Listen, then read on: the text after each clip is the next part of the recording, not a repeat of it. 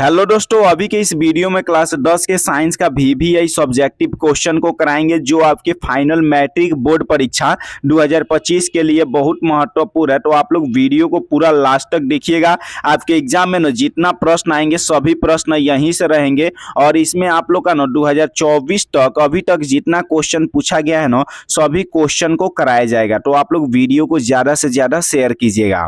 देखिए, पहला क्वेश्चन आप लोग देखिएगा फिजिक्स का। प्रकाश के परिवर्तन के नियम लिखे। प्रकाश के परिवर्तन के नियम लिखे। तो देखिए, प्रकाश के परिवर्तन के दो नियम है। प्रकाश के परिवर्तन के दो नियम है। पहला नियम देखिएगा ना, आपतित किरण, परावर्तित किरण तथा आपतन बिंदु पर डाला गया अभिलंब तीनों एक ही तल पर होता है।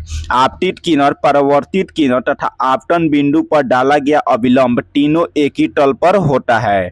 दूसरा आप लोग लिखिएगा ना, आपतन कोण परावर्तन कोण के बराबर होता है। आपतन कोण होता है ना वह परावर्तन कोण के बराबर होता है। तो इसको आप लोग याद रखिएगा। प्रकाश के परावर्तन के दो नियम होते हैं। पहला आपतित किरण, परावर्तित किरण तथा आपतन बिंदु पर डाला गया अभिलंब तीनों एक ही तल पर होता है। दूसरा आप लोग लिखिएगा ना, आपतन कोण परावर्तन कोण के बराबर होते हैं। अगला क्वेश्चन कर रहे हैं ना, 2 नंबर क्वेश्चन देखिएगा।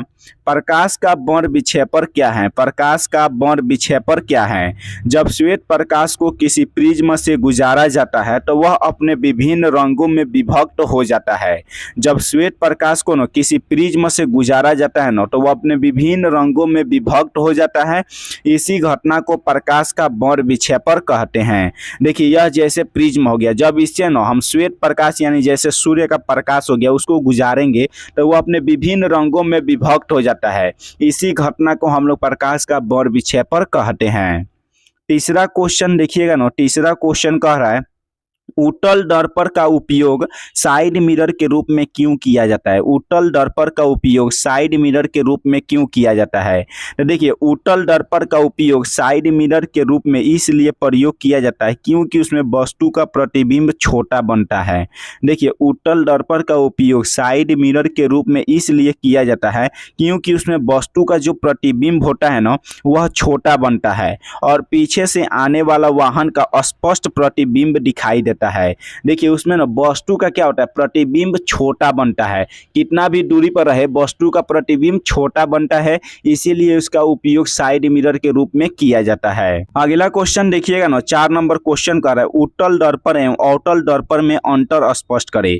उत्तल दर्पण एवं अवतल दर्पण में अंतर स्पष्ट करे। तो आप लोग एक बगल लिखिएगा उत्तल दर्पण, दूसरा बगल लिखिएगा अवतल दर्पण। उत्तल दर्पण में ना पहला अंतर लिखिएगा, इसमें काल्पनिक प्रतिबिंब बनता है। उत्तल दर्पण में क्या होता है, काल्पनिक प्रतिबिंब का निर्माण होता है और इसमें ना वास्तविक और काल्पनिक दोनों प्रतिबिंब बनता है। इसमें वास्तविक और काल्पनिक दोनों प्रतिबिंब का निर्माण होता है। इसमें आप लोग लिखिएगा, इसमें प्रतिबिंब छोटा बनता है। देखिए, उत्तल दर्पण में जो प्रतिबिंब बनता है ना वह छोटा बनता है और इसमें प्रतिबिंब बड़ा, छोटा तथा वस्तु के आकार का बनता है। देखिए, अवतल दर्पण में जो प्रतिबिंब बनता है ना यह बड़ा भी बनता है, छोटा भी बनता है और वस्तु के आकार का बनता है। अगला आप लोग देखिएगा ना, तीसरा अंतर कह रहा है, इसमें सीधा प्रतिबिंब बनता है। इसमें क्या बनता है, सीधा प्रतिबिंब बनता है। उत्तल दर्पण में क्या होता है, सीधा प्रतिबिंब का निर्माण होता है और इसमें ना उल्टा और सीधा दोनों प्रतिबिंब का निर्माण होता है। अवतल दर्पण में उल्टा और सीधा दोनों प्रतिबिंब का निर्माण होता है। अगला क्वेश्चन कह रहा है ना, अवतल दर्पण को अभिसारी दर्पण क्यों कहा जाता है? अवतल दर्पण को अभिसारी दर्पण क्यों कहा जाता है? तो अवतल दर्पण का परावर्तक सतह अंदर की ओर वक्रित होता है। जब उस पर प्रकाश पड़ता है तो एक ही बिंदु पर अभिसरित होता है। जब इस पर प्रकाश डाला जाता है ना तो एक ही बिंदु पर अभिसरित हो जाता है, इसीलिए अवतल दर्पण को अभिसारी दर्पण कहा जाता है। इसको आप लोग याद रखिएगा। अवतल दर्पण का जो परावर्तक सतह होता है ना वह अंदर की ओर वक्रित होता है। जब उस पर प्रकाश पड़ता है तो एक ही बिंदु पर अभिसरित होता है, इसीलिए इसे अभिसारी दर्पण कहा जाता है। अगला क्वेश्चन देखिएगा ना, 6 नंबर क्वेश्चन कह रहे हैं, उत्तम ईंधन के कौन कौन से लक्षण हैं? उत्तम ईंधन के कौन कौन से लक्षण हैं? तो उत्तम ईंधन के ना निम्नलिखित लक्षण है। उत्तम ईंधन के निम्नलिखित लक्षण हैं। पहला लिखिएगा, इसका ऊष्मीय मान अधिक होना चाहिए। उत्तम ईंधन का जो ऊष्मीय मान होता है ना वह अधिक होता है। दूसरा आप लोग लिखिएगा इसका ज्वलन ताप ऊंच होना चाहिए, उत्तम ईंधन का ज्वलन ताप ऊंच होना चाहिए। तीसरा आप लोग लिखिएगा यह सस्ता होना चाहिए। देखिए उत्तम ईंधन का लक्षण होता है पहला कि इसका ऊष्मीयमान होना चाहिए वह अधिक होना चाहिए। दूसरा आप लोग लिखिएगा इसका ज्वलन ताप ऊंच होना चाहिए। तीसरा आप लोग लिखिएगा यह सस्ता यानी कम पैसा में आसानी से मिल जाए, तो इसको आप लोग याद रखिएगा। अगला क्वेश्चन कर रहा है ना 7 नंबर क्वेश्चन देखिएगा, आवर्धन किसे कहते हैं? आवर्धन किसे कहते हैं? प्रतिबिंब के ऊंचाई और वस्तु के ऊंचाई के अनुपात को आवर्धन कहते हैं। प्रतिबिंब के ऊंचाई और वस्तु के ऊंचाई के अनुपात को आवर्धन कहा जाता है। इसे m से सूचित किया जाता है, इसको आप लोग याद रखिएगा। प्रतिबिंब के ऊंचाई और वस्तु के ऊंचाई के अनुपात को आवर्धन कहते हैं, इसे m से सूचित किया जाता है। अगला क्वेश्चन है ना 8 नंबर क्वेश्चन कर रहा है, विद्युत धारा क्या है? विद्युत धारा क्या है?